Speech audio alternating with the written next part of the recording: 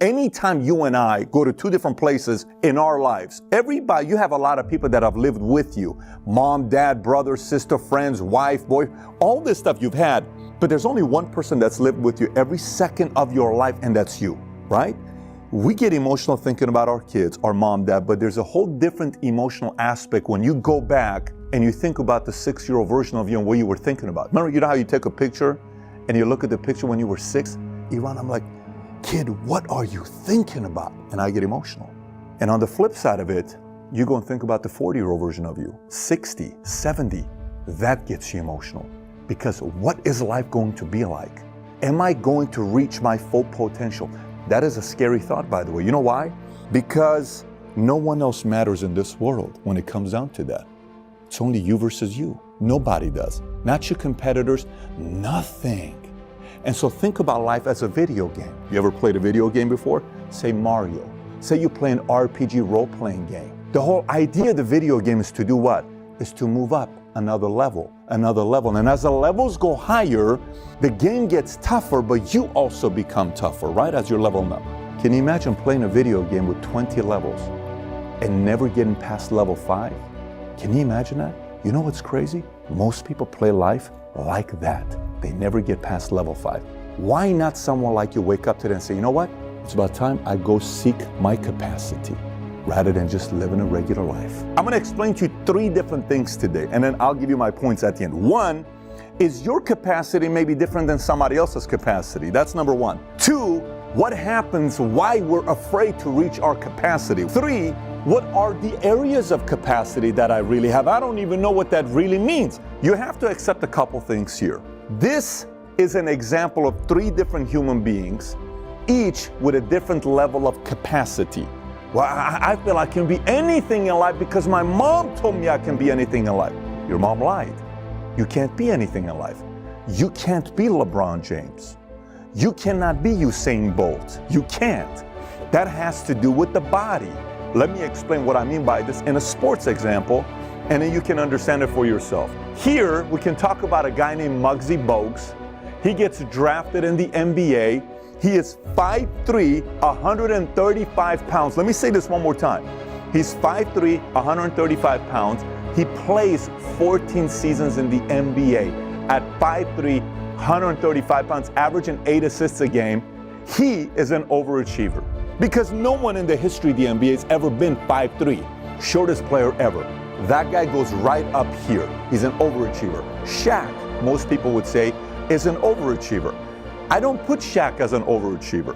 I put Shaq as an achiever. Why? You're 7'1", okay? You got big hand size, 24 feet, massive, strong, powerful. You can push everybody around. Shaq could have been the greatest off season. He put on weight. Never practiced his free throws as much as he could have been. What if Shaq practiced his free throw and started shooting 73%? What if Shaq, added another footwork during the time he was playing against Hakeem Olajuwon? What if he went and got a couple other footworks? What if he did better conditioning during offseason? See, to me, he's an achiever. But Muggsy Bogues is an overachiever. But even though Muggsy Bogues is an overachiever, he'll never be a Shaq. Because Shaq at achiever is still better than Muggsy Bogues. However, when Muggsy Bogues goes to sleep at night, he needs to know that he's an overachiever in life, and everybody in his industry respects him. That's the part. Well, Pat, how do I know what my capacity is? What is my potential? You generally know if you're more talented than most people around you. You generally know. Well, you know it. You know it if you are. You'll generally know if you're just a simple person in your entire life. You've just been a simple person. Maybe your level's going to be not that crazy. You generally know. But regardless where you're at, you have your capacity. Okay? And you get to choose what you want to be. So now you may say, Pat, explain to me capacity. Capacity is your day. How do you maximize your day? What is your capacity for today? Do you maximize on a daily basis? Or do you wing half the time with your days? Your capacity is your network, your contacts you have, the people you know. Do you maximize it? Do you have your capacity where you know who to call favors, give them favors, connect, get these two that would work good together? Do you maximize your network, your money that you have? Or does it just kind of sit there? Do you maximize the tools that you have around you, social media? Do you maximize the social media stuff that's out there? Are you using it or not? I don't know. You know it. Do you maximize your talents, the abilities that you have? If you were to ask the top 5 people that know you very well, and that you would ask, what are my most talented, top 5 talents that I have? People will say, you're an amazing communicator. Let me tell you, you're so intuitive. You can always read somebody and know if that person's a good person or not. You always know if somebody I should trust or not. Your intuition is amazing. Man, you are so good when it comes down to making people feel good. You're so good with math. You're so good with science. You're so good with this. People will tell you what you're good at. You know it. You've heard it multiple times in your life before. Are you maximizing your talents? Are you really doing that? Last one. Your advisors. You have advisors, you have mentors. I run a company with 8,500 agents right now. We're in 49 states. I have 6 chairman's council, 11 senior vice presidents, a few hundred marketing directors, right? But not everybody's using each other's advice. So capacity in life isn't just your talent that you have in your life. It's everybody around you. Everything you have access to. That's capacity. So now let's answer the question.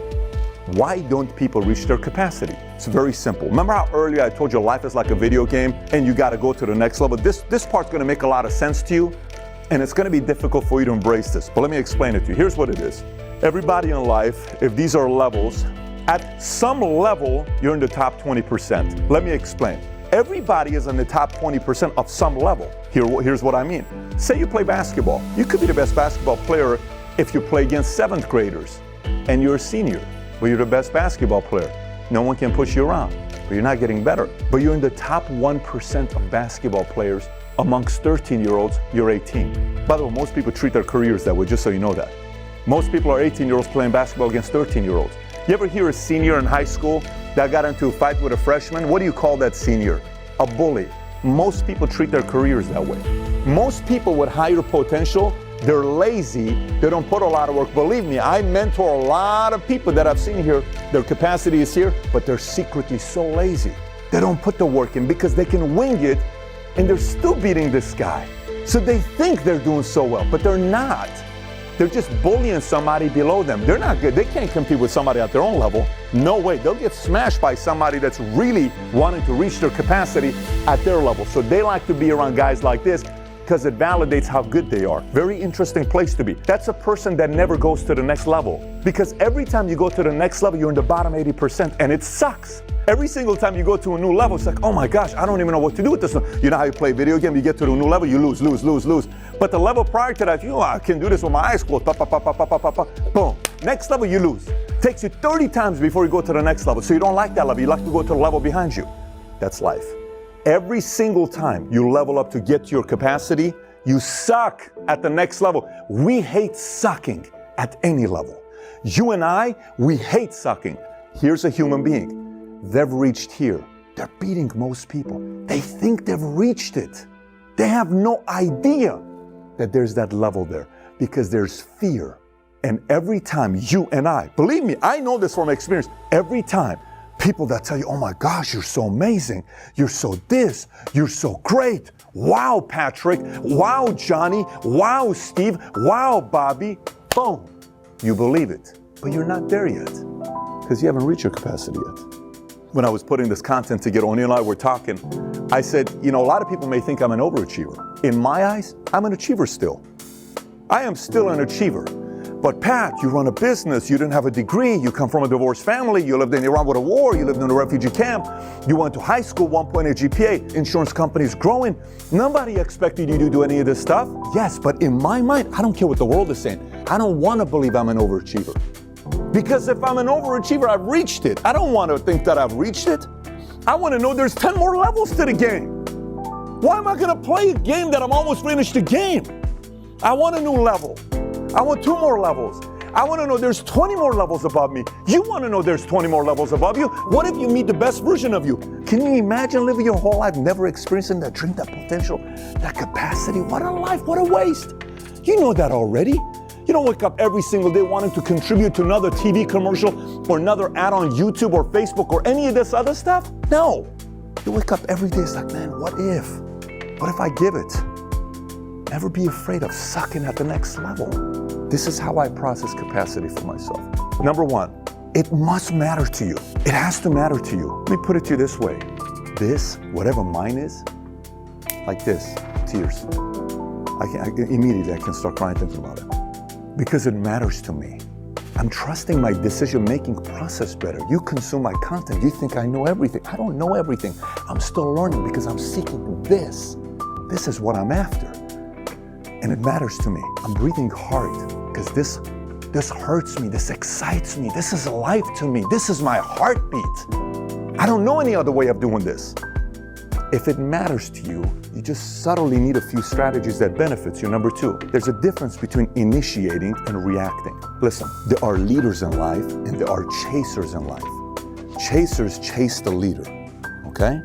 At some point in your life, you are chasing. Don't get me wrong. At some point in your life, you are chasing. You could be chasing your dad. You could be chasing your mom. You could be chasing your older brother. You could be chasing your older sister, your older friends in school. But there comes to a moment in your life where you got to take initiative. You got to initiate. You can't wait for everybody to if something happens, then you react to it. You got to initiate. You got to lead. You got to be the lion at one point of your life. You got to say, all this time I've been a cat. All this time I've been a tiger. All this time I've been a gazelle. It's time. I'm a lion now. Boom. And when you decide to become one, your wiring has to change. You can't wait for everybody else to do something, then you react to them. You don't go hit the weights because somebody else is hitting the weights. You hit the weights because you're trying to increase your energy. You don't get to work because somebody else is working. You get into work because you're leading everybody, because you're a leader, not a chaser. To reach your capacity, you can't be a chaser all the time. Eventually, you have to graduate being a chaser. And some tells me most of you guys are chasers. Most of you guys are people that are, waiting to react to something happening. Capacity requires you to lead and to initiate. You can't chase and react all the time. Number three, you gotta have systems. Let me explain what systems do. In the book, The Power of Habit, the author talks about the fact that our brain is naturally lazy. And our brain likes to come up with systems because it doesn't want to think, it just wants to do, right? There are a lot of things you do and you don't think about. Like you don't have a to-do list, brush my teeth in the morning. It's a system. And you have a system on how you brush your teeth. Think about it. You put the toothpaste on first, maybe you do a long one, small one, maybe, I don't know how you do it. So you no longer think about how to brush your teeth. You're showering. I don't know if you go like this first or you go like his first. I don't know if you go here. I don't know what you do, but you have a system. If you think about how you shower, it's a system. You don't think about the way you do it. Washing your hands. How do you wash your hands? Do you go soap, boom, boom, boom? Or do you go water, soap, water, boom, boom, boom? Do you go water, boom, boom, boom, soap, boom, boom? What do? You have a system. You don't think about it. You've done it a million times. In business, you have to take the stuff that you're thinking about doing, come up with systems so you don't think about it anymore, and it just happens. Everything in life, you got to create systems for. The more systems you have, leads me to the next point, you conserve energy. When you conserve energy, that energy is put into the bigger things that gets you to what? Your capacity. But you got to conserve your energy. Let me say it one more time. When you create systems on things that happen, you're not wasting your energy on small stuff. You're investing your energy into big stuff because you're conserving it, because you have systems. And then when you put it into the big stuff, boom, growth happens. I remember when I would be busy, I'm like, oh my God, what do I do? I created a video called How to Strategize as an Entrepreneur. It's my favorite video of all time. It doesn't even have that many views.